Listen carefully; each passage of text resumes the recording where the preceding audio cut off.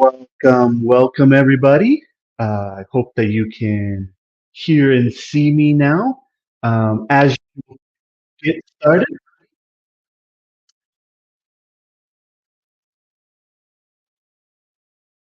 so let's get started. And what we're going to do today is ask everyone where you're at currently, um, and to introduce yourself a little bit.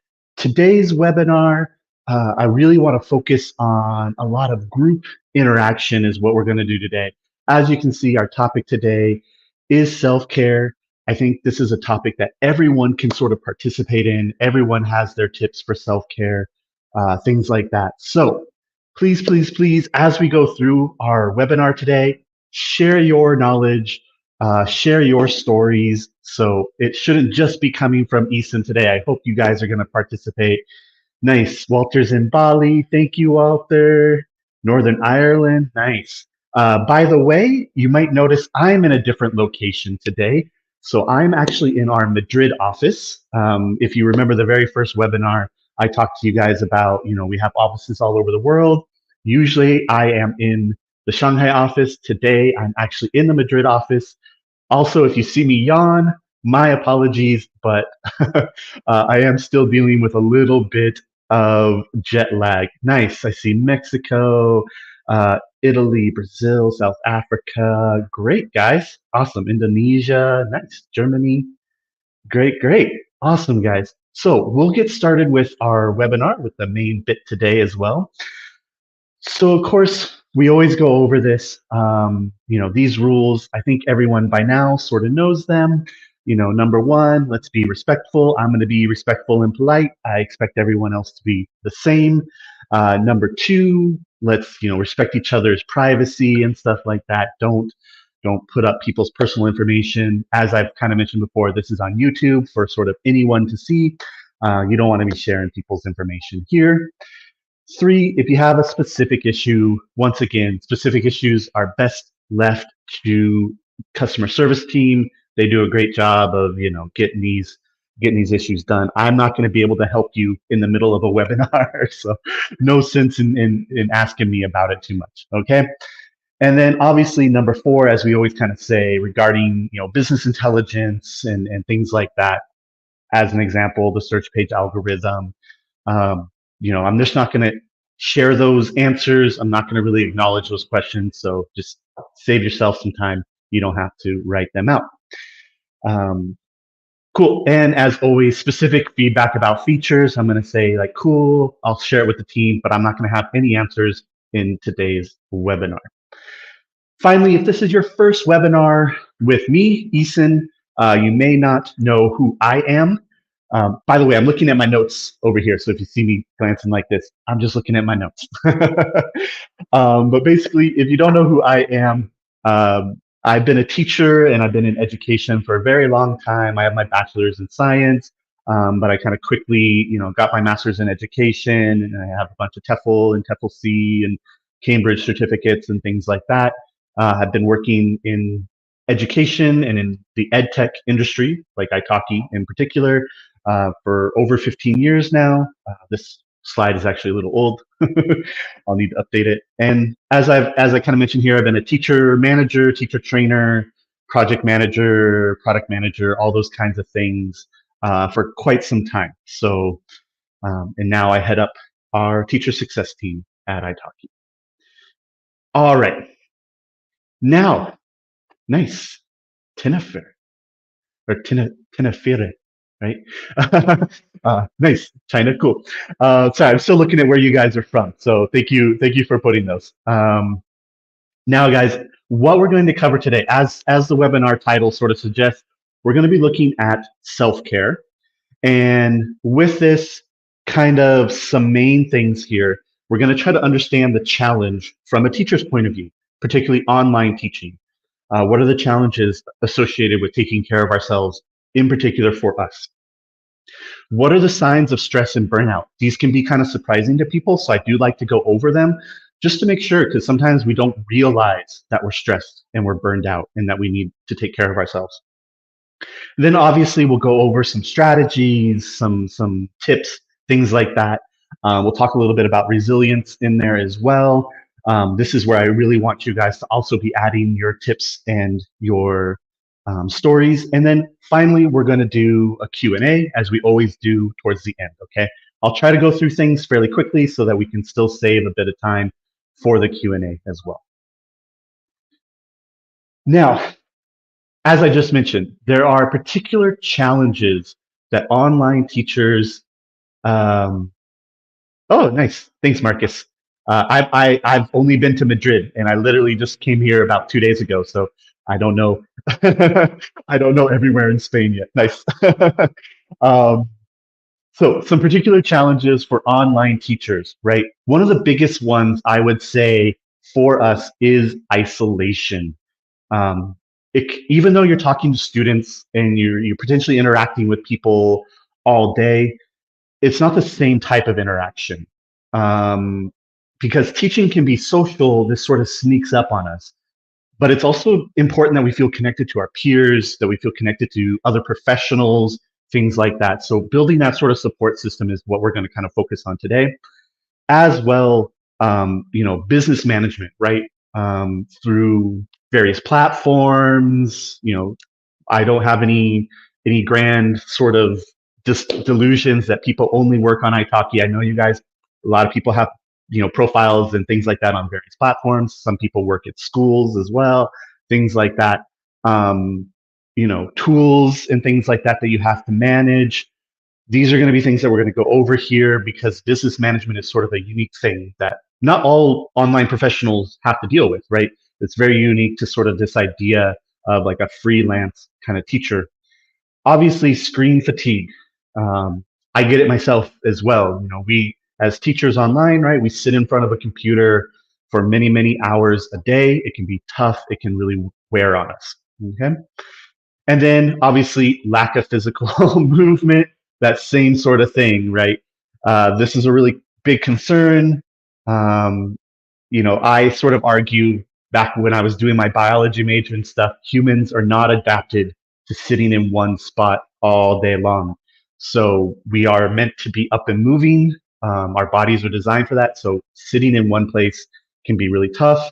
Um, I remember like a great discussion a while back. It's been a while back, but on the forum, people were having a discussion about standing desks and things like that. So we'll kind of get into some of those things. One of my tips here is like stretch, stretch, stretch. I put it on there as well, like stretching. Like when you sit, you don't move. Your muscles need to be stretched in the opposite direction. Even now I'm sitting, so everything's sort of bent this way. Like I need to take it back the other direction. Okay. Now, guys, how do you know if you're burned out or you're overstressed? Um, the first thing to keep in mind is that this isn't always like a big thing, especially with burnout. This isn't always a big anxiety attack. It's not a big mental breakdown sort of kind of thing. A lot of times this can be sort of small and it grows. People just like, oh, I just don't really feel like myself. Um, Things like that. Now, here are some common symptoms. Oh, by the way, I had the disclaimer back in a couple of slides ago. I'll jump back there. I think I forgot to say it. Just in case. We'll come back to slide 4. Sorry, guys, I'm still a little, like I said, still a little jet lagged. So, little disclaimer down here. Obviously, I'll just sort of paraphrase this. I'm not a healthcare professional, right? I'm not a doctor. I'm not a mental health professional. So this presentation, this webinar is just meant to sort of inform and engage. It is not meant to diagnose you, not meant to sort of provide any sort of medical advice or anything like that. Once again, we're here to sort of discuss these issues, hopefully together, and to share situations and share tips. Okay, so disclaimer: Ethan's not a doctor. All right. Back to our symptoms, though. So these are common symptoms that people can have when they are experiencing burnout and overstress. And I say overstress because I think like all of us sort of experience stress to a certain level. So when does that stress become too much? Well, if you're like constantly fatigued, if you're constantly tired, if your sleep is always, short, or you're getting up a lot during the night, you're having headaches, you're having muscle tension, all those kind of things. Emotionally, as it says here, irritability, just sort of general anxiety, nothing's wrong, but you just feel anxious. Depression, obviously, drastic mood swings. Hey, normally I'm a pretty happy person. Recently, I've been really on edge, really easy to feel upset, things like that. That also plays into sort of those interpersonal things. If you're feeling that way, then obviously that's going to lead to some more conflicts in your relationships. Difficulty empathizing with others. They have problems. You just can't really deal with that right now. And then seeking isolation. Even though isolation is one of the causes of burnout, one of the things that we want to avoid, once we have these things, it can be something that drives us to be more isolated. We don't want to deal with people. We're feeling overwhelmed, so then we try not to interact. As I kind of said here in this slide, right? It's important to remember that stress is a normal response to challenging situations. We all feel stress sometimes. It's when it becomes chronic, when it becomes overwhelming, that's when it's a problem, right? Cool. Now, what do we want to do about it? So there are some strategies that we can all sort of share in here. These are ones that I kind of keep for myself. This is sort of my mantra. It's my mantra when I'm talking to you guys too. Like sometimes people come to me, with problems on the forum or problems by email, things like this. They're getting in touch with the teacher team. I have teacher team members, trying to get in touch with me. My mantra very much is this one, and Simon Sinek said it, like, we can't be everything to everyone, right? We can't be everything to everyone, but we can be something to someone. So that's what I always try to do, is I really try to focus on, like, I can't be all things to everyone. I can't be the solution for all your teacher problems, but if there is a problem that I can help you with, then I want to be there for you and I want to try to help you with it. I can be something to someone, right? And I think that goes true for us and our students too. Some students are going to come to us and they're going to want things that we just really can't do for them. And maybe there's someone else that can help them with that, and we can maybe try to help guide them that way. I think sometimes, especially on online, on italki and stuff like that, we're concerned with income, which is of course a concern. But then we're so concerned with income that we end up trying to be something we're not for a student, um, that we can't be. And then we end up burning ourselves out trying to be that. We try to be this test prep teacher when maybe we're not a test prep teacher. Or, we try to, I don't know, we try to be a kids teacher when we're not a kids teacher or something like that, right? I do see stories like this of people like, oh, I don't know how to do this. And it's like, hey, like, that's okay. You don't have to be that person for that student, right? That they can try to find someone else. You can help them find someone else, potentially. Reach out to other people that on the site and be like, hey, I have this student who needs this and I can't do it. So that's what's kind of important there, is sort of setting boundaries. It's actually the second one there, right? And just being like, hey, this is out of my bounds. So things like that. Okay. Now, my first one here is time management. Um, I see teachers, for whatever reasons, they'll have crazy schedules, from 2 a.m. to like 11 p.m. There's like 3 hours that's closed, or some people try like 0 hours closed and they try to reschedule and all these kinds of things. It's like, look, you're just adding difficulty for yourself. You're not really, I think people try to do this because they're like trying to game the system. They want students to request, and then they try to get the students to change their time or something like that. All you're doing is adding work for yourself. All you're doing is burning yourself out. If you're not keeping that schedule, then you're causing a lot of headache for you and a student. If you are keeping that schedule that's extreme, then you're burning yourself out. So, I'm a big fan of set a schedule that makes you happy and healthy. I think he's probably not in the group today, but like there was a forum post a while back where someone asked this, like, what should I be setting as my schedule? Should I be trying to match peak times? Should I be trying to do this? You can try to match peak times. You can look at the handbook. You can try to match peak times if that is okay for you and that makes sense to you. But other people, they set a schedule that makes them happy, that they're comfortable keeping for a long time, and that can also be successful. So, you know, peak times in markets, that's great. If that works for you, we like that. But you want times you want to work, times that you want to be available. Okay. Um, and then what I would experiment with are different times. If shift your times around, not right away, not all at once, but if you know that like, oh, hey, like my afternoons seem to be busier, okay, well maybe that's a question of, am I okay taking mornings off and working maybe later into the day if that's comfortable? Or, what days of the week do I want to work and what days do I not? All those kinds of things. As I sort of just mentioned, setting boundaries, don't overcommit, right? Your health and well-being shouldn't be sacrificed for a student. As much as I am a big fan of providing for students and providing the best we can for students, part of being able to provide the best is being healthy. That's what this whole thing is about. If you want to offer the best service, the best experience to your students, then you have to be healthy.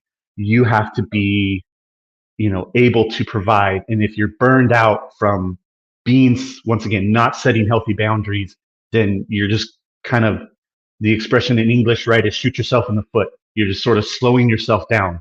You're getting in your own way. So things like this, right?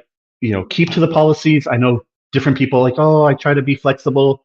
The policies are there so that like basically we can kind of be the bad guy. You can just kind of be like, well, Itaki's policies are this, and that's what the rules are, and then we're okay. Like, and students are kind of like, it's like, well, that's Itaki's policies. So things like that. We were just talking about time management, but be available when you want, but not outside that. And watch out for people trying to pull favors. If someone really needs something for you, um, a perfect example. I was coming to Madrid, and I've been studying a little bit of Spanish, but I needed to talk to, I have a teacher who lives here, actually in Madrid, and I was like, hey, I just kind of want to talk like about the city, about your experiences in the city, and get your perspective on things before I head over there. I booked his time. I didn't ask him for that outside of class. I booked his time and I said, let's use this hour to do this. We're not going to learn language. I'm not going to study Spanish, but let's take this time to do that. Respect each other's times. And that, I know sometimes from students that can be tough, but holding boundaries is what's going to get you there in the long run. Okay. Obviously maintain professionalism. That can, honestly, that can be kind of tough in our teaching. We're one-on-one. We spend hours with these students. It can be easy to become more relaxed and more, more of a personal relationship and things like that. But in the end, it is still, you're paying me and for me to provide this experience, and we should stick to that. Okay, things like that. And then obviously physical care, stress management, taking breaks, as I said, stretching when we're sitting in a chair all day, staying hydrated, obviously, all those good things that we all know we are supposed to do. One of the things that I really like to try to do, obviously, is avoiding my screen when I'm not working. That includes my phone. I try to, like, at the end of the day, I try to just put my phone down for a few hours and, talk to people and enjoy dinner and stuff. Another technique that I really like is the 4-4-4 technique. If you've never heard that technique, it's a nice little stress relief technique. You breathe in for a count of 4. So you inhale 1, 2, 3, 4. You hold 1, 2, 3, 4, and then you exhale 1, 2, 3, 4. It's just a nice way of kind of doing some regular paced, sort of slow, relaxed breathing. It can be a good way to sort of de-stress a little bit. Okay. Finally, social support is actually really important. This is, believe it or not, this is why the forum exists. Okay. The whole intention originally behind the forum was not a place for teachers to come and complain about products or about buttons not working or something like that. Originally, when the forum was created, it was meant to be a place where you can come to get social support from others who are experiencing the same sort of things as you, right?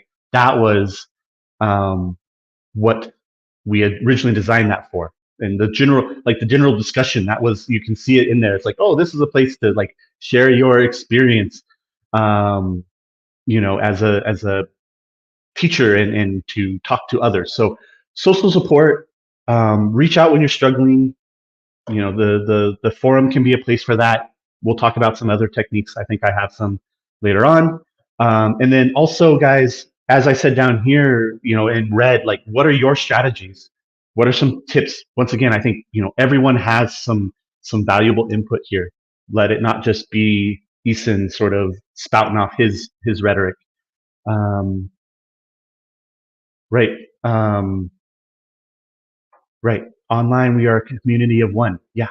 Like, that's what we try to do. That, honestly, that's what the forum is for, is to try to be a community, right? Let's keep going now. Like I said, I do want to try to save time. We have lots of slides today, and I do want to save time for questions and answers. So, as I just mentioned, building a peer group can be really important. That social support can be really important, right? Um, you know, Finding other teachers online, finding just other online professionals too. They don't necessarily have to be teachers, right? But other online professionals can help you understand some of your problems from different perspectives. Be able to provide you an informed perspective. That's sort of the key, right? If you're building this peer group, these are people who understand the problems that you're talking about from a personal experience, and things like that. Okay. And then obviously building healthy, you know, healthy routines, making things easy for yourself. We talk a lot about habits. Habits sort of happen automatically. If you can make healthy routines habit, then you'll end up, you do these things that are good for you without having to put a lot of mental effort into doing them. Setting up those routines can be tough, though, obviously. Putting in that time to be like, no, no, no, today I'm breaking this old routine and I'm starting this new one. That takes mental effort. It can be something that's sort of hard to get going. And then finally, like with that too, like seeking professional help. Sometimes we need to talk about our problems with someone who's trained to deal with other people's problems. There's nothing wrong with that. I think sometimes, at least I know, like in my own mind, I will say from my own experience, sometimes there's sort of a negative feeling about, oh, going to see a therapist or going to see a shrink, or like something like that, right? There's sort of this negative connotation that, like, I can't handle my problems, or I can't do this, and it's like we really need to let go of that idea. Just, I think I said it here, like, um, just like talking to a teacher, talking to a Spanish teacher, learning Spanish, right? That can help me improve quickly. That can help me improve things like that. So why wouldn't, talking to a therapist help me improve quicker? I can learn Spanish on my own. There's plenty of resources out there. But why would I choose a teacher? Why would someone come to you for a class? Because they want to do it. They want to do it right, and they want to do it quickly. This is the same thing that a therapist or, another, professional can help us, right? They help us do it quickly. They help us do it right. And that can be a big, big benefit. And just like there are online teachers, there are online, professional, mental health therapists and professional, psychiatrists and things like that online as well. Nice. Yeah, I will say, guys, the 60-minute thing, we kind of, yeah, people have mentioned this before. I have mentioned that as well. I personally also encourage myself.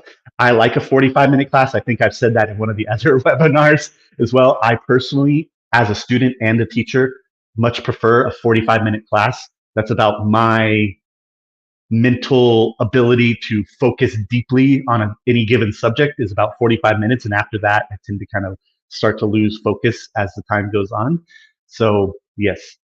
Now, let's keep going. And we're going to talk a little bit about resilience, because I think resilience, as the title of this, like resilience is where we're going to kind of earn our money. And I said, like, oh, how to earn more through self-care. Resilience is really going to be the key to that kind of self-care, and where that self-care sort of meets the road of earning more. Now, the real key to resilience is kind of this growth mindset, and we you'll see this a lot in business, and oh, everyone needs to have a growth mindset. Really, all it kind of comes down to, for me anyway, is these sort of three things. um, People with a growth mindset are healthier because they view challenges as a positive. Oh, this thing that I don't like is happening. Like, that's a challenge. That's not a problem. That's something that I can work to overcome. It's not something that's going to stop me from doing what I want to do. They also, think about setbacks as temporary, right? Oh, this is not working right now. That's okay. We can try to fix it. We can try to make things better. Um, and then really, with people who are in like a growth mindset, you're focusing on what you can do. This is what that last point is: focus on the process rather than the end result. What that means is you're focusing on what you can do about whatever the problem is. What steps can I do? I see things where people are like, hey, something's happening and I don't seem to be getting as many lesson requests, or I like, maybe I'm not on the front page. As I've said before, I've said in the forum, the idea of a front page is out of date. It's not something that even works that way anymore. But anyway, so they come to the forum like, oh, I'm not on the front page. I'm not getting requests. It's like, okay, well, what, you can come and you can complain or whatever, but it's like, also, like, what steps can you do? You know, what in your profile can you change? What in the way that you market yourself on italki can you adjust that might help you get there? How old is your video? Sometimes I see teachers that come on and they're like, oh, this is all blah blah blah blah blah, it's terrible. And it's like, yeah, and I see, like, you haven't updated your profile photo in 7 years. You haven't updated your video in like 6. And it, like, when was the last time you updated any of this information? Is this still even relevant? Most of this doesn't probably make sense to the current batch of students coming in, because people's ideas and their way of thinking about stuff evolves over time. Just as Itaki thinks about things differently and evolves over time to try to match that, right? So we also need to, as growth mindseted people, change and evolve and grow over time to meet those kinds of challenges, right? And then obviously self-awareness comes along with that.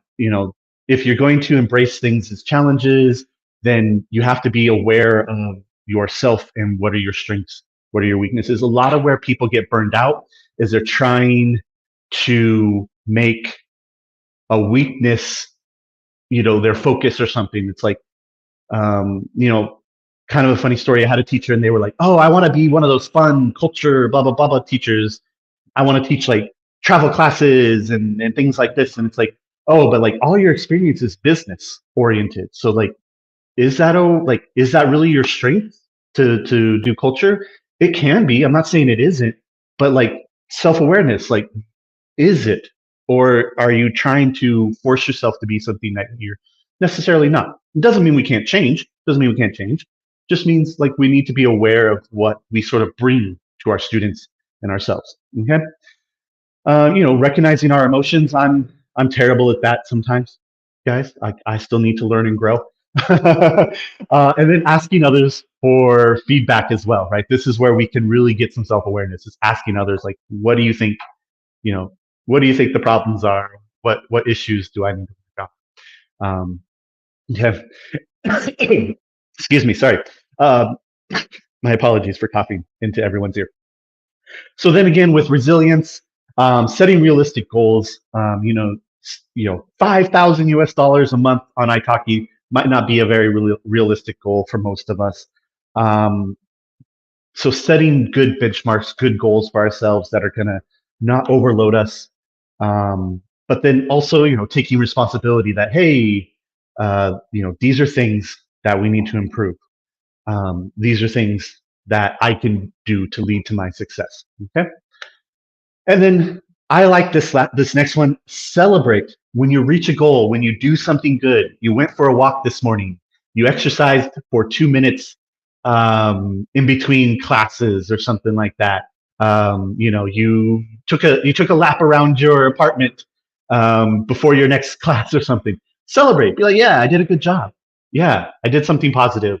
Um, that also helps us, right? It keeps us on track. It makes sure that we're recognizing when we're doing good things for ourselves. Okay. Um, and then, yeah, this last one, adapt to change. Change is tough. It's tough for me. It's tough for everybody. I think, we all like to, I'm a big fan, and this is why I mentioned it earlier with like videos and profiles and stuff. I'm a big fan of like setting something in place and like letting it be like, cool, I made the thing, I set up my profile, it looks nice, it works, it's good, cool, I never have to do it again. It's just not the way the world works. Everything changes. Change is going to be there. So being flexible with that, staying open to new ideas, updating things as you go along and you learn new things, that's always key to resilience. Okay, cool. The final thing on there too is to remember. Oh, it already skipped to the next one. Anyway, the final thing on there is to remember resilience is actually like a muscle. The more you work a muscle, the bigger and stronger it gets. The more you do self-care, the more you practice resilience and a growth mindset, the more that you're able to do it. It's one of those things. Okay, so let's. I know there's been lots of comments. I've been kind of keeping my eye out. I haven't seen any questions. Um, yeah, Vanessa, like I've had teachers, even in my own classes, they're like, "Hey, I'm just getting out of a lesson. Give me 2 minutes. Give me 3 minutes, and like I'm going to do some in between stuff, and then I'll come join." I think most students are pretty happy with that. Once again, I'm a fan of the 45-minute class, so I'm like, yeah, take your time. Like, I like 45 minutes. So anyway, and then yes, Sebastian. Like I said, there was actually a great discussion on the forum about standing desks. Um, I know like one teacher was saying like he does like every other class. So one class he stands up, one class he sits down, because his desk is nice and it adjusts pretty quickly and easily. So he'll do like one class standing, one class sitting, one class standing, one class sitting. He'll do things like that. I'm trying to remember who said that in the forum, but anyway, it's on the forum. You guys can go take it, go take a care, go take a look. Sorry. Now, once again, how does self care help us earn more? I've said it kind of before, but being your best, right, um, gives you the best results. It gives you the best results in class with your students, right? Your students are going to learn better because you're able to teach better, which is going to mean that they're having a better experience. They're more likely to come back for that next lesson. They're more likely to be happy with class overall and things like that. As I kind of said in the fourth slide or whatever, right? Being you is easier than being someone else. And if you're you and you're the best you, that's great, right? And that's just going to save everyone, including you and your students, so much pain and so much misery. And then getting a support network in, taking care of yourself in that way, having peers, having other professionals that can help you out, right? It just makes things easier to do. It gets you better results. It becomes more collaborative. You can share ideas. You can be like, hey, this doesn't work for me, things like that. Okay. And then once again, growth mindset puts you in control. It puts you in power. Being in control, being in power is much healthier for our mental health than feeling like we have no control and feeling like we have no power. There are always steps that we can do to get better results, right? So it's really about being a problem solver, trying to figure out your problem, trying to figure out a solution. I've said this to teachers all over the place, is like, experiment. You know, you're like, oh, these things aren't working anymore. My availability isn't working anymore, or my profile isn't working anymore. Things like this. It's like, okay, well, experiment. Adjust your scheduling if you can a little bit.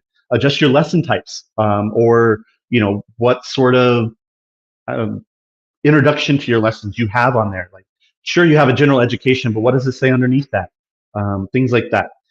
Adjust your profile, your headline, your picture, your video thumbnail, your video. All these things can be updated and changed, and potentially help you be better. There's lots of tools out there to make videos look more professional. I think students have sort of certain expectations for video editing now that maybe wasn't even there 4 or 5 years ago, right?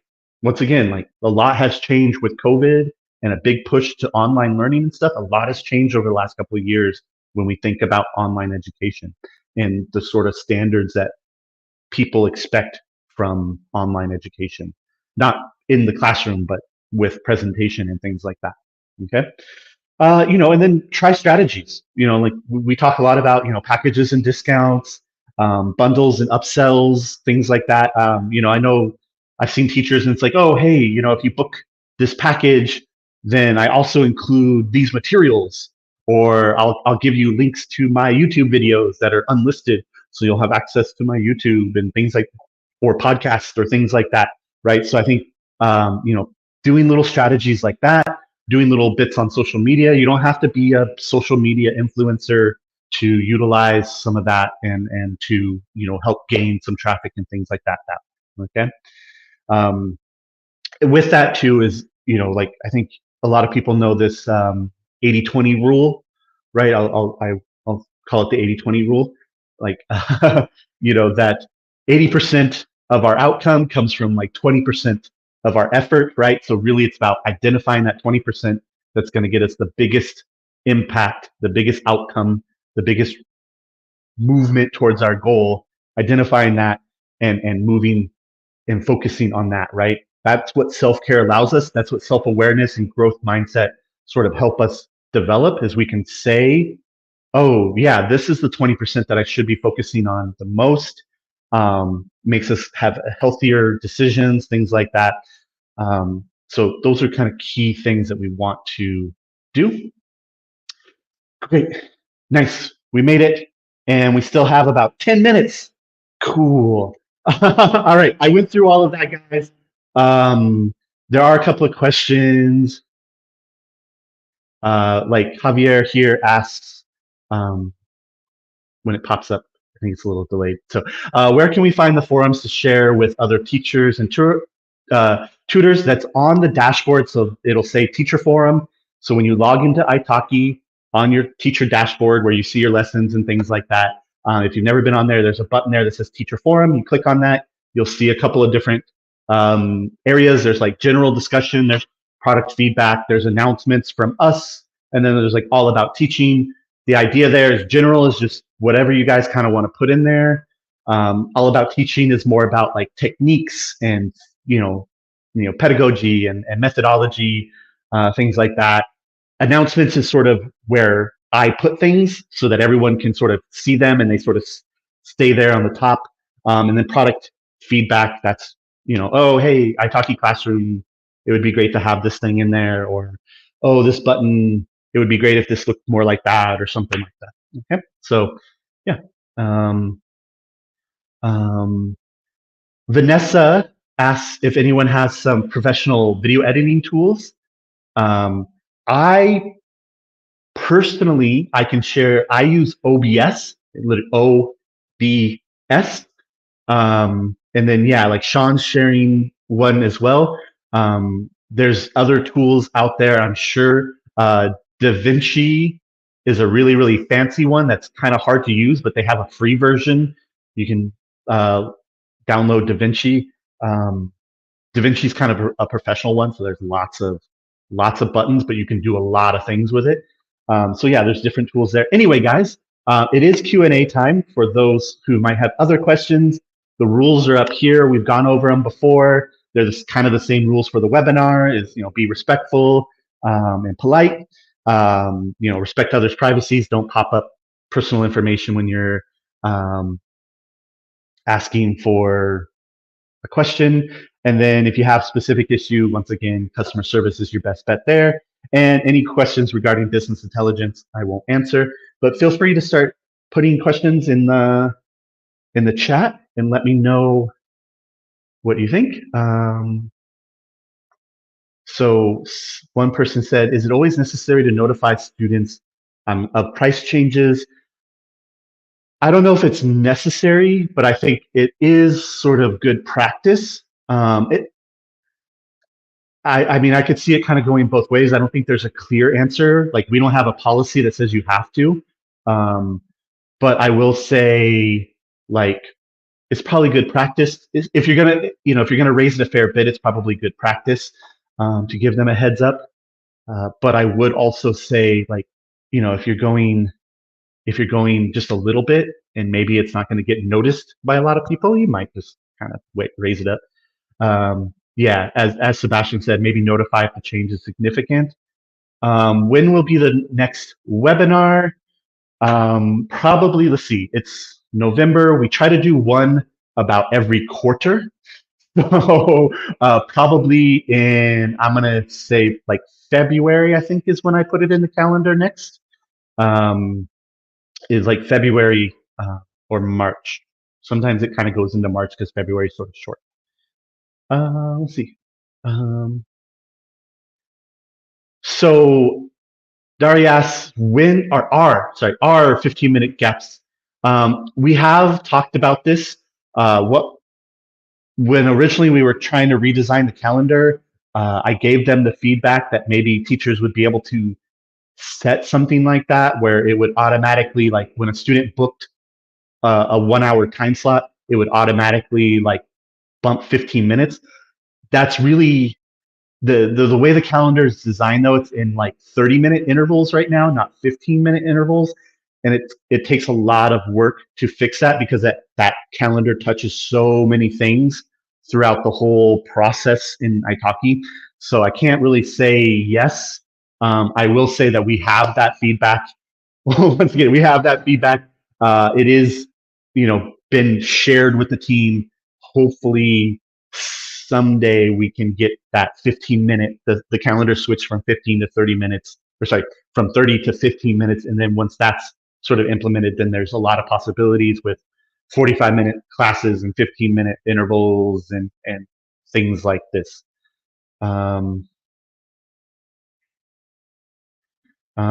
Emmy used an editor. So, guys, are there other questions? Are there other concerns?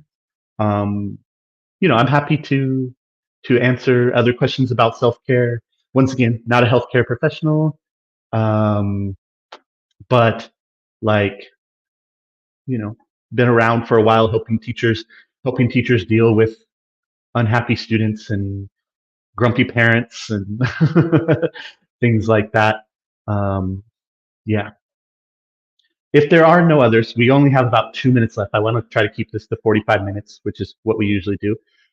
If there are no other questions left, we can go ahead and wrap it up. I want to thank everyone who joined us today and wrote some comments. If you are joining us after the live event, please, please, please go write your comments below. Still want to be able to see those comments and share your ideas and tips for self-care. Thank you, everyone, for coming. We'll wrap it up here. See everyone at the next webinar. All right.